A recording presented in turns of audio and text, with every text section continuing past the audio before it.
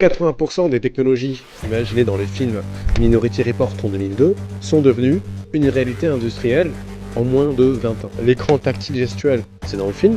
La publicité ciblée par scan rétinien, c'est dans le film. La voiture autonome, c'est aussi dans le film. La police prédictive, c'est déjà testé à Los Angeles. Donc tu veux dire que la Silicon Valley a juste copié un film de Spielberg? Non. Je veux dire que Spielberg a programmé la Silicon Valley. Pour préparer ce film, il a réuni un commando de 23 experts, qui venaient principalement du MIT, pour un séminaire secret de 3 jours. Il les a enfermés dans une salle et leur a demandé de dessiner le monde de 2050. L'interface avec les gants, par exemple, a été conçue par un génie du MIT présent dans cette salle.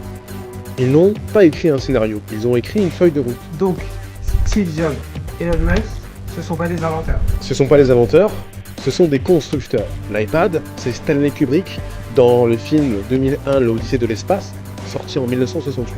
Le téléphone portable, c'est Star Trek en 1966. Le métavers, c'est le livre Snow Crash en 92.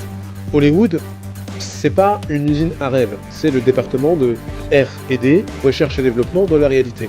Les artistes créent la finalité, l'image finale, et les ingénieurs font que remplir les blancs. Et c'est là que ça devient dangereux. Aujourd'hui, nos films ne montrent plus que des dystopies. Black Mirror, Cyberpunk, la fin du monde.